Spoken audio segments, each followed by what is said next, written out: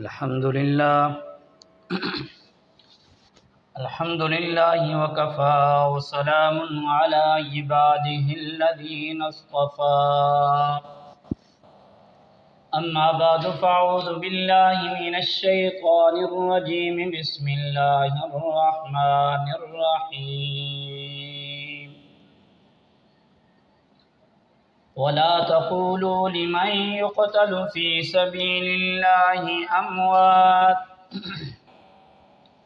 بل أحياء ولكن لا تشعرون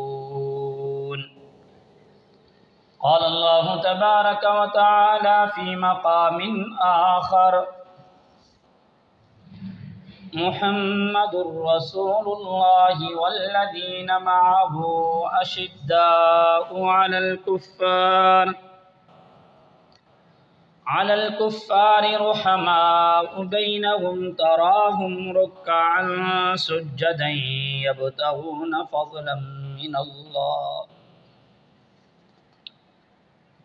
فضلا من الله ورضوانا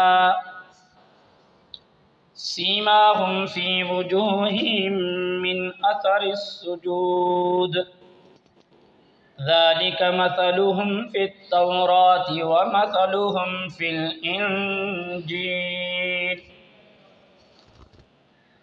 وقال النبي صلى الله عليه وآله وسلم لو كان بعدي نبي لكان عمر بن الخطاب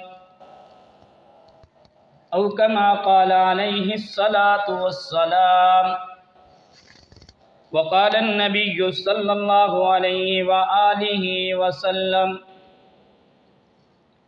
أصحابي كالنجوم فبأيهم اقتديتم اهتديتم أو كما قال عليه الصلاة والسلام آمنت بالله صدق الله مولانا العظيم وصدق رسوله النبي الأمي الكريم ونحن على ذلك لمن الشاهدين والشاكرين والحمد لله رب العالمين. برادران اسلام، میں نے آپ کے سامنے قرآن مجید کی 2 آیت مبارکہ اور احادیث نبوی میں سے 2 حدیث مبارکہ تلاوت کی ہے.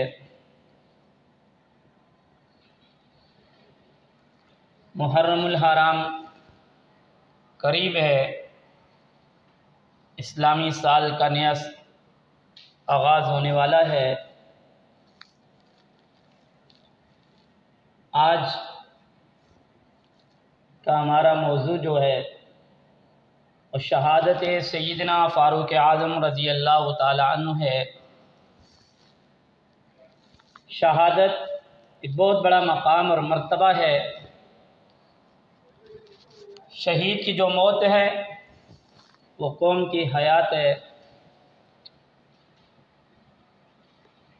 جناب رسالت مآب صلی اللہ علیہ وآلہ وسلم خود اس کی تمنا کی، لَوَدِدْتُ أَنْ أُقْتَلَ فِي سَبِيلِ اللَّهِ ثُمَّ أُقْتَلَ فِي سَبِيلِ اللَّهِ لَوَدِدْتُ أَنْ أُقْتَلَ فِي سَبِيلِ اللَّهِ ثُمَّ أَحْيَا ثُمَّ أُقْتَلَ ثُمَّ أَحْيَا، کہ میری تمنا ہے کہ میں اللہ کے راستے میں قتل کیا جاؤں، پھر زندہ کیا جاؤں، پھر قتل کیا جاؤں، پھر زندہ کیا جاؤں. اور رب ذوالجلال کی ذات نے قرآن مجید میں فرمایا وَلَا تَقُولُوا لِمَنْ يُقْتَلُ فِي سَبِيلِ اللَّهِ أَمْوَاتٌ، جو اللہ کے راستے میں قتل کیا جائے اس کو مردہ نہ کہو، بل احیاء ولکن لا تشعرون، بلکہ وہ زندہ ہے اور تمہیں شعور نہیں ہے. دوسری جگہ میں فرمایا بل احیاء عند ربهم یرزقون، بلکہ وہ زندہ ہے اور اپنے رب کے ہاں سے وہ رزق بھی کھا رہا ہے. شہید جس وقت انسان ہو جاتا ہے،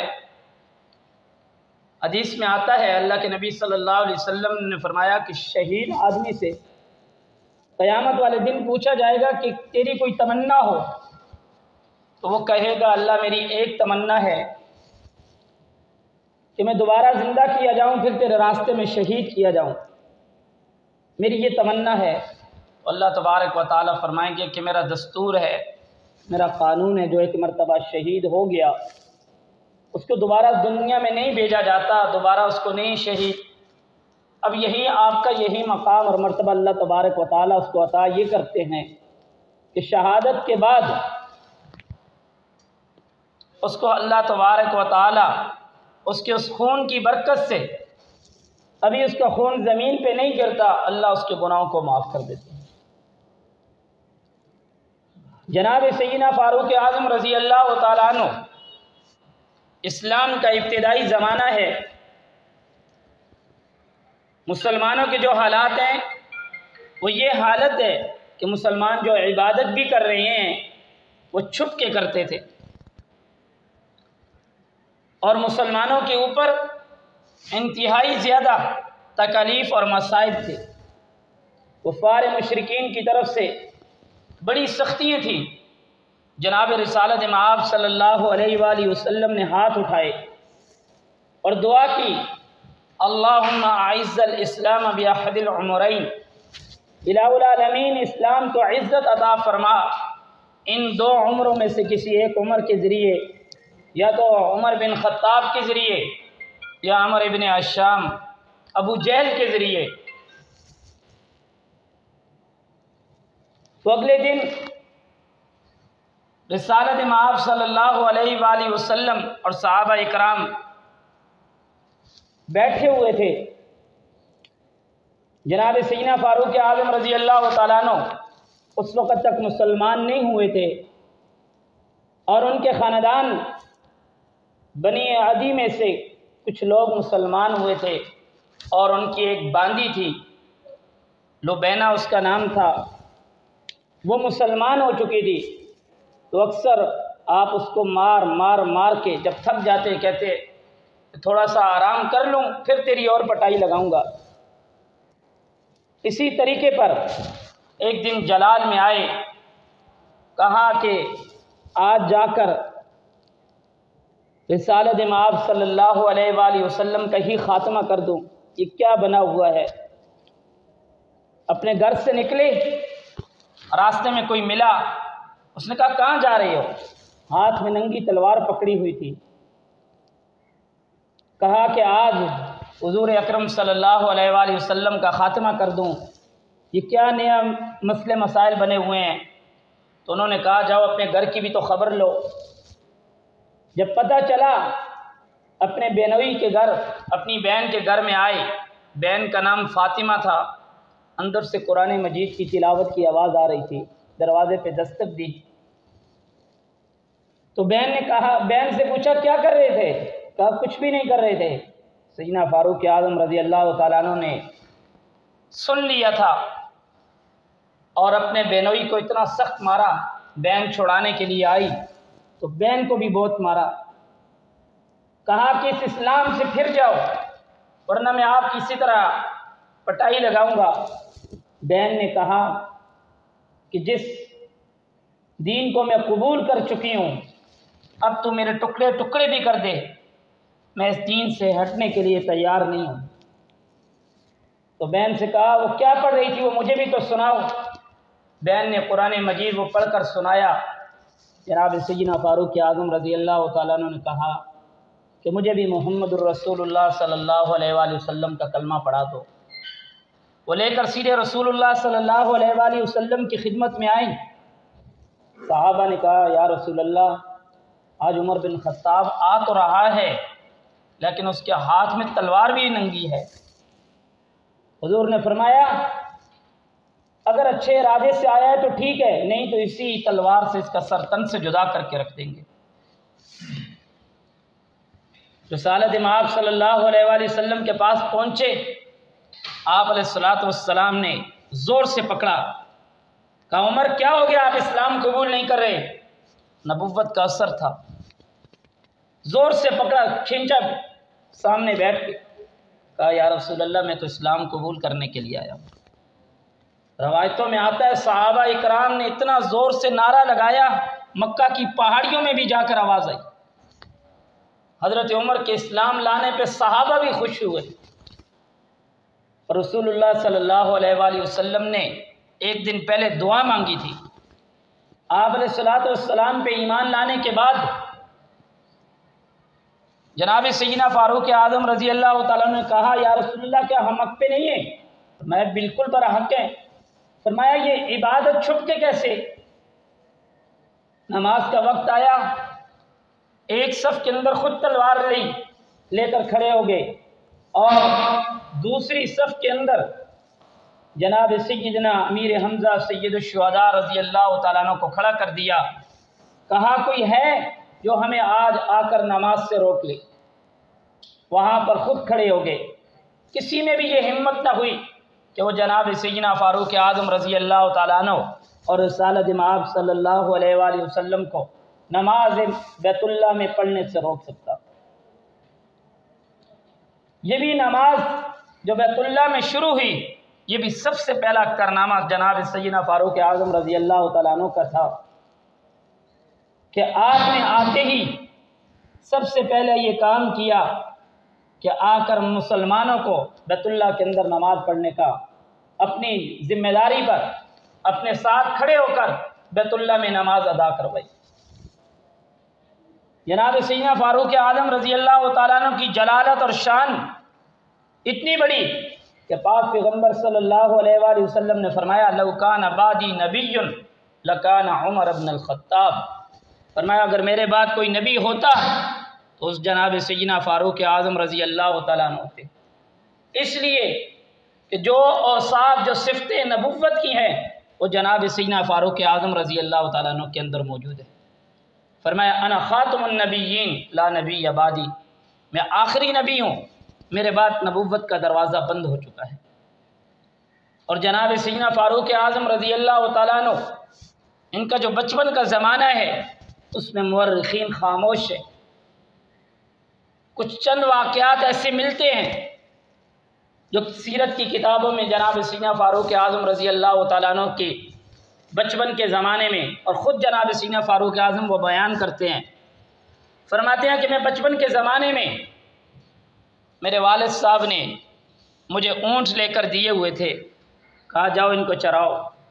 کہا کہ جب میں اونٹ چرانے کے لیے جاتا، اونٹ صحیح طرح سیر ہو کر نہیں آتے، جب مجھ سے صحیح طرح وہاں پہ ان کو کھلایا پلایا نہیں جاتا، یا میں تھک جاتا، فرماتے میرا باپ خطاب مجھے بڑا مارتا تھا۔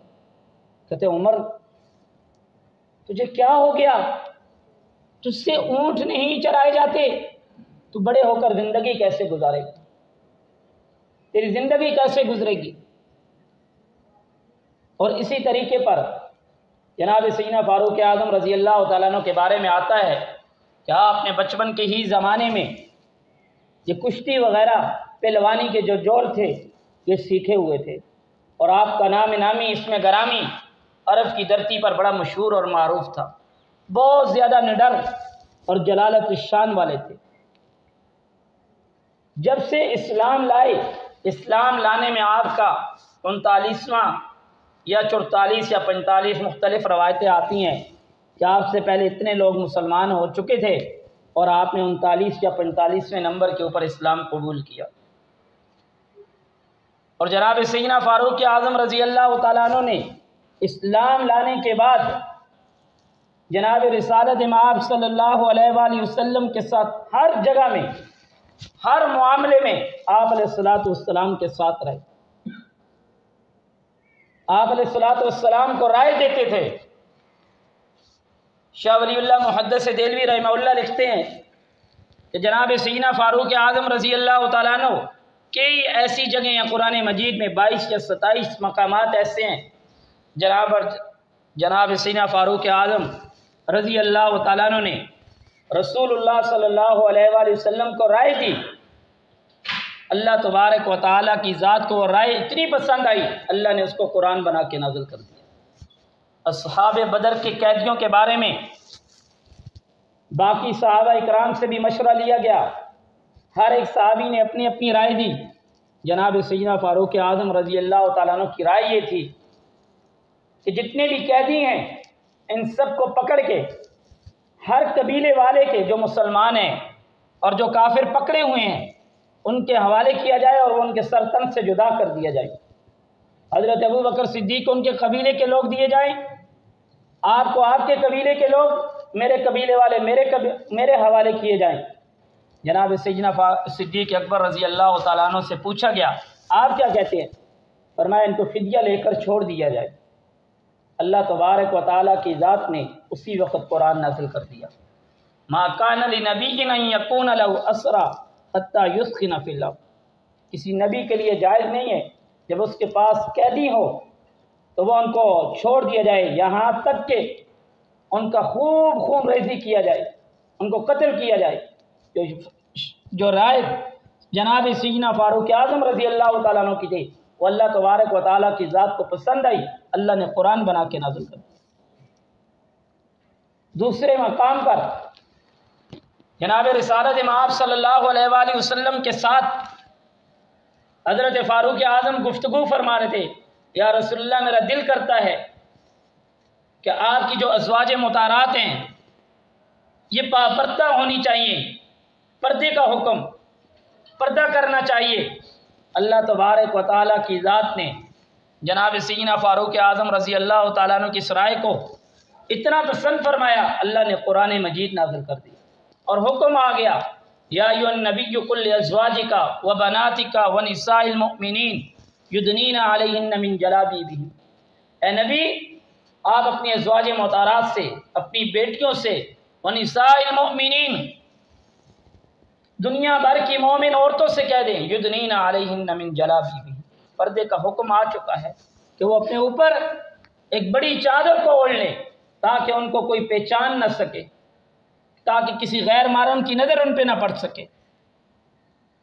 اور خود جناب رسول اللہ صلی اللہ علیہ وآلہ وسلم کو اتنا حضرت سیدنا فاروق اعظم رضی اللہ تعالیٰ عنہ کے ساتھ پیار اور محبت تھی، اتنی زیادہ محبت تھی، سب سے بڑی جو دلیل محبت کی، فرمایا اگر میرے بعد کوئی نبی ہوتا تو وہ عمر ہوتا۔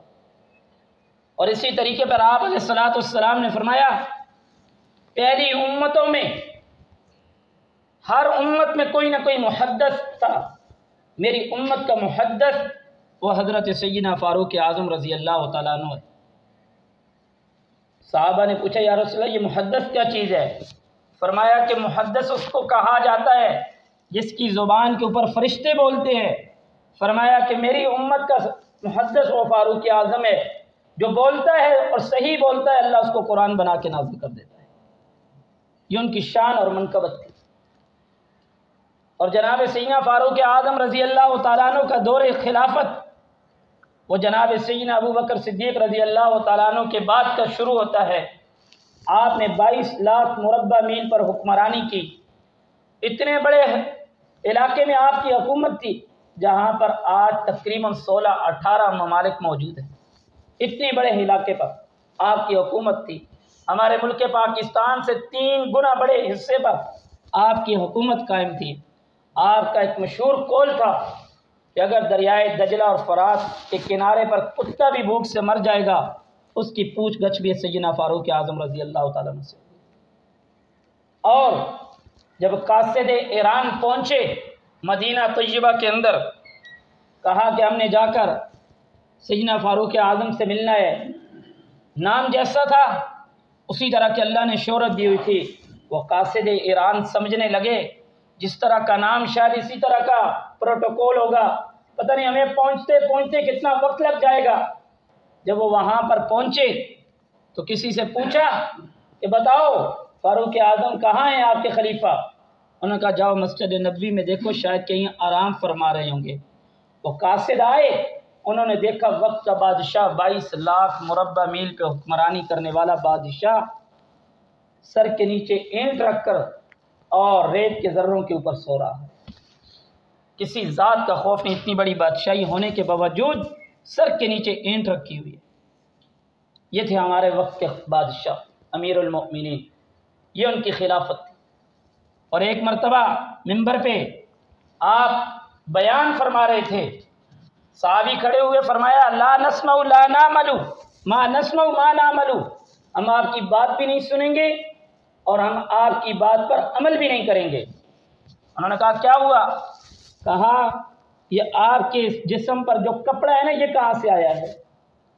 بادشاہ وقت ہیں اور صحابی کھڑے ہو کر کہہ رہے ہیں ہم آپ کی بات بھی نہیں سنتے اور اس پہ عمل بھی نہیں کرتے، آپ یہ بتاؤ آپ کے جسم پہ کپڑا کہاں سے آ گیا ہے؟ جناب سیدنا فاروق اعظم رضی اللہ تعالیٰ نے کہا اپنے بیٹے عبداللہ سے ان کو جواب دو۔ فرمایا مال غنیمت میں سب کے لیے چادریں آئی تھی، سب کو ایک ایک چادر ملی تھی، میرے والد جمعے کا خطبہ دیتے ہیں، معاملات حل کرتے ہیں، تو میں نے اپنے حصے کی چادر بھی ان کو دے دی تاکہ آپ کا کپڑا جو ہے آپ کا لباس بن سکے، آپ کا قد مبارک و لمبا سا تھا، تو اس وجہ سے میں نے اپنے حصے کی چادر بھی ان کو دے دی۔ بادشاہ وقت ہے، کپڑا بھی اپنے پاس پورا موجود نہیں ہے۔ بادشاہ وقت اپنے بیٹے سے لی ہوئی چادر کے ساتھ اپنا کپڑا بنا رہی ہیں، تو صحابی نے کہا نسمع و نعمل، ہم آپ کی بات بھی سنیں گے اور اس پر عمل بھی کریں گے۔ یہ تھے وہ خلافت کا دور، یہ تھی وہ مدینہ کی خلافت کہ اس کے والیوں کا یہ حال، ان کے رہن سہن اس طرح کے تھے۔ اسی وجہ سے شاہ ایران اپنے ایران کے علاقے میں بیٹھ کے بھی کامتا تھا، اور خود ان کا عمل اللہ تبارک و تعالیٰ کی ذات کے ساتھ ایسا تھا کہ وہ ہر وقت روتے تھے۔ سورۃ البقرہ انہوں نے 2.5 سال کے اندر پوری پڑھی تھی، آیت پڑھتے تھے اس کے بعد اس پر عمل کرتے تھے، پھر اگلی آیت شروع کرتے تھے۔ قرآن کے ساتھ ان کی یہ محبت تھی، اور ہر چیز میں وہ قرآن اور سنت کی رائے کو دیکھتے تھے، اور نماز کا اتنا اہتمام تھا، اپنے ماتحت جتنے بھی لوگ تھے، گورنر تھے، ان کو حکم دیا ہوا تھا کہ میرے نزدیک سب سے مہم بشان چیز وہ نماز ہے، جو نماز کو نہیں ادا کر سکتا وہ باقی لوگوں کے معاملات کو کیا ادا کرے گا، جو نماز کو صحیح ادا کر سکے گا وہ لوگوں کے معاملات کو بھی صحیح کرے گا۔ اور جناب سیدنا فاروق اعظم رضی اللہ تعالیٰ عنہ کی جو شہادت ہے، آپ کو جو شہید کیا گیا، وہ 23 ہجری کے اندر 27 ذی الحجہ والے دن آپ کو صبح کی نماز میں، نماز آپ کی عادت مبارک تھی، جب آپ نماز کے لیے کھڑے ہوتے اور صحیح کر کے صف سیدھی کرتے تھے اور اس کے بعد نماز شروع کرتے تھے، آپ نے اسی طرح نماز کے لیے کھڑے ہونا تھا، صف سیدھی کی، تو نماز کے اندر ایک مجوسی فیروز نامی اس نے آپ پہ وار کیا۔ اس سے پہلے آپ نے خواب دیکھی، خواب یہ دیکھی کہ میں سویا ہوا ہوں، حالت میں خواب یہ دیکھی کہ ایک مرغا ہے، اس نے مجھے آ کر 3-4 ٹھونگے ماری ہیں۔ تو آپ نے یہ خواب جب بیان کیا تو آپ کو اس کی تعبیر یہ بتائی گئی کہ آپ پر ایک اجمی شخص حملہ کرے گا اور آپ اس کے ہاتھ سے شہید ہو جائیں گے۔ آپ نے جمعۃ المبارک والے دن یہ خواب عام لوگوں میں بیان کیا کہ میں نے اس طرح خواب دیکھی ہے۔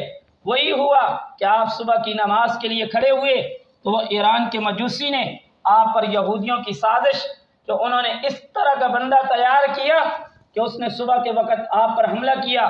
صحابہ اکرام نے جب اس کو پکڑ لیا، اب وہ سمجھ گیا کہ اب میرے بچنے کا کوئی چانس نہیں ہے، اس نے اپنی گردن پہ تلوار مار کے اپنا کام بھی پورا کر دیا تاکہ نہ پتہ چلے کہ سازش کرنے والا کون ہے اور مارنے والا کون تھا، کس کے کہنے کے اوپر مارا گیا۔ ایسی سازش تیار ہوئی۔ جناب سیدنا فاروق اعظم رضی اللہ تعالیٰ عنہ پہ جب حملہ ہوا، آپ نے حضرت عبد الرحمن ابن عوف رضی اللہ تعالیٰ عنہ کو اس طرح پکڑا اور کہا کہ آ کے نماز پڑھاؤ۔